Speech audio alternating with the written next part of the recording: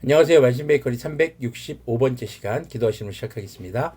거룩하신 주님 감사합니다. 주님의 말씀을 묵상합니다. 성령님께서 말씀에 조명이 되어 주시옵소서. 우리 주 예수님의 이름으로 기도합니다. 아멘. 네, 오늘 보실 말씀은 이사야서 11장 1절에서 9절까지의 말씀입니다. 이새의 줄기에서 한 싹이 나며 그 뿌리에서 한 가지가 자라서 열매를 맺는다. 주님의 영이 그에게 내려오신다. 지혜와 총명의 영, 모략과 권능의 영, 지식과 주님을 경외하게 하는 영이 그에게 내려오시니 그는 주님을 경외하는 것을 즐거움으로 삼는다. 그는 눈에 보이는 대로만 재판하지 않으며 귀에 들리는 대로만 판결하지 않는다. 가난한 사람들을 공의로 재판하고 세상에서 억눌린 사람들을 바르게 논지한다. 그가 하는 말은 몽둥이가 되어 잔인한 자를 치고 그가 내리는 선고는 사악한 자를 사형에 처한다. 그는 정의로 허리를 동여매고 성실로 그의 몸에 띠를 삼는다. 이새 줄기에서 한 싹이 나고 뿌리에서 한 가지가 자라 열매를 맺는다. 이것은 바로 다윗 언약의 성취를 의미합니다. 다윗 언약이 무엇이었습니까? 다윗의 후손들의 왕위가 영원할 것이다. 지금 바로 그 영원한 왕이신 우리 주 예수 그리스도님의 통치가 이루어지고 있는 현실을 살아가고 있습니다. 주님께서는 2000년 전 바로 성탄절 물론 12월 25일 날 태어나셨다는 건 아닙니다. 그것을 기념하는 날일 뿐인 것이죠. 언제인지 정확하게 우리 날짜를 가늠할 수는 없습니다.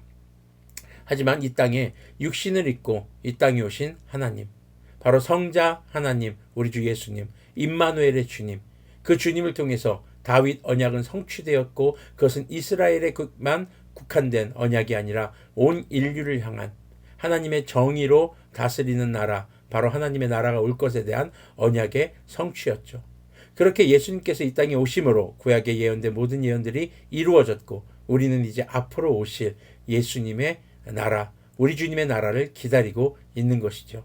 그래서 이미 성취된 언약을 토대로 앞으로 이루실 주님의 언약도 믿으며 기다리는 그런 힘이 되는 것입니다. 자, 6절부터 계속 보겠습니다. 그때에는 이리가 어린 양과 함께 살며 표범이 새끼 염소와 함께 누우며 송아지와 새끼 사자와 살찐 짐승이 함께 풀을 뜯고 어린아이가 그것들을 이끌고 다닌다. 암소와 곰이 서로 벗이되며 그것들의 새끼가 함께 눕고 사자가 소처럼 풀을 먹는다. 젖먹는 아이가 독사의 구멍 곁에서 장난하고 젖된 아이가 살무사의 굴에 손을 넣는다. 나의 거룩한 산 모든 곳에서 서로 해치거나 파괴하는 일이 없다. 물이 바다를 채우듯 주님을 아는 지식이 땅에 가득하기 때문이다.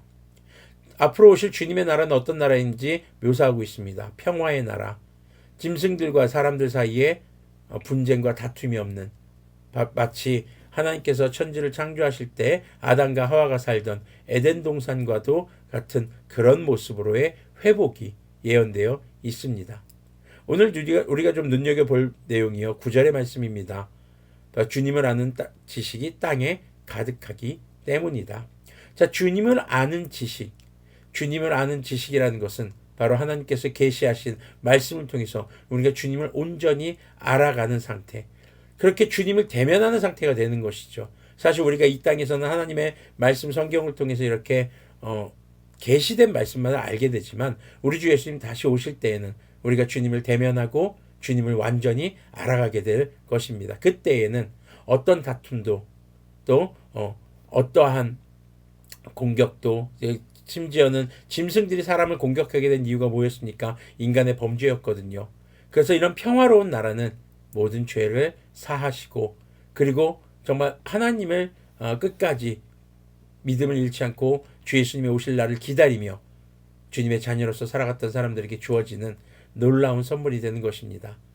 우리가 기다리는 나라, 우리가 기다리는 바로 천국, 그것은 우리 주 예수님께서 다시 오실 때에 이루어지실 이 평화의 나라인 것입니다. 그래서 오늘 말씀 제목은 완성될 나라입니다. 주님의 나라는 우리 주 예수님의 십자가 사건과 부활을 통해서 이미 이루셨습니다. 이제 남은 것은 다시 오실 것을 기다리는, 이제 우리의 삶 가운데 우리의 삶이 완성될 그 나라를 우리는 지금 기다리고 있는 것이죠. 성탄절이라는 것은요, 단순히 이렇게 선물 주고받는 날, 이런 날이 아닙니다. 성탄절은 우리 주 예수님께서 이 땅에 나심으로써 구약의 모든 언약을 성취하신 것을 기억하는 것이고 예배하는 것이고, 그리고 앞으로 이루실 언약을 또 기다리며 예배하는 그런 절기가 되는 것이죠. 내일은 이제 성탄절 예배를 드립니다. 25일 토요일이죠. 그래서 여러분들이 계신 곳, 가까운 곳 교회를 가시거나 또 코로나19 때문에 가시기 어려운 상황이라면 영상 예배로라도 꼭 성탄절 예배를 참여하셔서 우리에게 언약의 성취로 오신, 우리를 죄에서 구원하기 오신 우리 주 예수님을 예배하며, 그리고 앞으로 오실 우리 주 예수님을 예배하는 그런 우리들이 되기를 소망합니다. 기도하겠습니다. 거룩하신 주님 감사합니다. 주님을 예배합니다. 이미 오신, 죄에서 우리를 구원하시고 죽음에서 부활하신 우리 주님을 예배합니다. 거룩하신 주님, 성령님의 인도하심을 따라 우리는 주님을 예배합니다. 앞으로 오셔서 영원한 하나님의 나라, 정의와 공평의 나라, 평화의 나라를 이루실 우리 주 예수님의 다시 오심을 기다리며 주님을 예배합니다. 그때까지 우리의 믿음이 흔들리지 않도록 주님께서 긍휼을 베풀어 주시옵소서. 우리 주 예수 그리스도님의 이름으로 기도합니다. 아멘. 네, 메리 크리스마스. 메리 즐겁게, 그리스도님을 마스 예배해요. 그래서 메리 크리스마스는 즐거운 성탄절이에요 라는 말이 라고도 할 수 있겠지만 그건 너무 축소된 의미죠. 진짜 의미는 즐겁게 우리를 구원하신, 그리고 구원을 완성하실 우리 주 예수 그리스도님을 예배해요 라는 인사가 되는 것입니다. 오늘 성탄 전야를 보내시면서 여러분들 삶에 주님의 영이 가득하길 바라고요. 그리고 내일 성탄절 주님을 즐겁게 예배하는 그런 성탄절 예배가 되기를 소망합니다.